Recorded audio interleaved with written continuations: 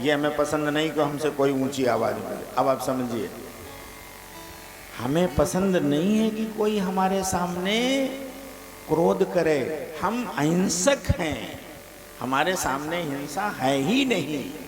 आप कल्पना करिए कि जीवन का सबसे बड़ा रहस्य आपके सामने आज खुल के आ गया कि आप परमात्मा के ही अंश हो, इसमें कोई संदेह नहीं है।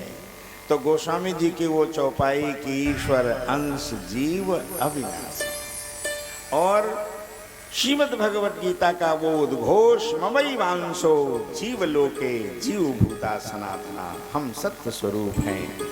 जब तक इस रहस्य को हम नहीं समझ लेते और उस सत्य को हम अपने जीवन में धारण नहीं कर लेते, माने उस सत्य से जुड़ नहीं जाते, परमात्मा से जब तक जुड़ नहीं जाते तब तक हमारे जीवन में ये सत्य आने वाला नहीं है। अब जरा एक चीज और समझ लो, समझा देना। आप कह सकते हो कि चलो मैं जुड़ भी गया परमात्मा से, तो मैं सत्य कैसे हो जाऊंगा? सत्य माने अमर कैसे हो जाऊंगा? मरना तो हमें तब भी पड़ेगा। तो जब मरना पड़ेगा तो फिर सत्य होने से क्या फायदा? मरना ना पड़े तो हम समझेंगे कि हम सत्य हो गए और हमने जीत ली बाजी, संसार में हमें मरना ना पड़े। जरा समझना, ये थोड़ी कठिन बात है, इसको समझिए।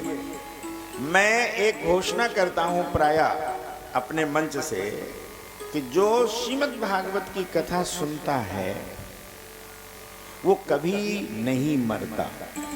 है तो एक वाक्य, है तो एक शब्द, लेकिन बड़ा कठिन है। आप किसी से कह दो भागवत सुनने वाला नहीं मरता, कोई मानेगा क्या? कहेगा अरे बेकार की बात करते हो, परसों मर गए, पर कथा सुन के मर गए। आप कहे तो मरता नहीं। बस इसी जगह का रहस्य है। इसी रहस्य को यदि आप समझ गए तो मैंने भागवत की भूमिका माने नींव, समझ लीजिए मैंने नींव डाल ली भागवत की। अब दीवार बन जाएगी, महल बन जाएगा। इस रहस्य को समझ लो जरा से। आपके मैं घर जाऊंगा, माता जी समझना, आपके मैं घर गया, ये बात जो मैं समझाने जा रहा हूं इसको दसियों हजारों लोग रुपए लेते तब ये बात बताते हैं। इसी पर बड़े बड़े प्रवचन होते हैं, बड़े बड़े महात्मा, बड़े बड़े शंकराचार्य बोलते हैं। मैं उस बात को बड़े साधारण से समझाने की कोशिश कर रहा हूं और देखिए आप समझ भी जाएंगे। आपके मैं घर गया और मैंने आपसे पूछा ये घर किसका? बोलो क्या जवाब आएगा? मेरा। आपसे पूछा ये गाड़ी किसकी? तो जवाब आएगा मेरी। ये परिवार किसका? मेरा। अब देखना, तो मैंने ये जान लिया कि मेरा घर है तो आप अलग हो और घर अलग है। मैंने मेरा घर अलग है, मैं अलग हूं। इतनी बात सबकी समझ में आ गई ना? मैंने मेरा ये घर है, मैं घर नहीं हूं, मैं अलग हूं और घर अलग है। ये बात सबकी समझ में आ गई। समझना जरा। अब मैं आगे चलता हूं। मैं आपके घर के आंगन में खड़ा हो गया, मैंने आपसे पूछा, हाथ आपका उठाया, ये हाथ किसका? बोले क्या जवाब आएगा? मेरा। ये पैर किसका? सरोज समझना ये कठिन बात है, और शाम को हम फिर पूछेंगे, सवाल करेंगे कि तुमने क्या समझा। हाँ ध्यान से सुनना भाई, बात बहुत महत्वपूर्ण बात है। मैंने आपके हाथ से पूछा, आपका हाथ पकड़ के पूछा ये हाथ किसका? तो आपने जवाब दिया मेरा। पैर किसका? जवाब आया मेरा। मैंने पूछा सर किसका? बोले मेरा। पेट किसका? मेरा। तो मैंने पूछा ये शरीर किसका? तो आपने जवाब दिया मेरा।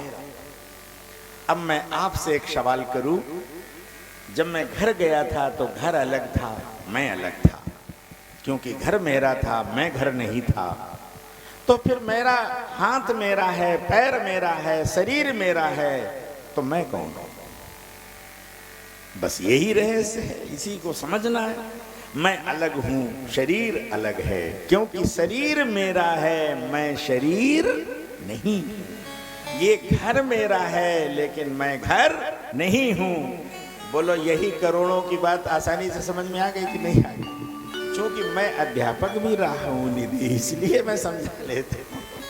अकेला कथावाचक नहीं समझा सकता, मैं अध्यापक भी रहा, समझा लिया मैंने।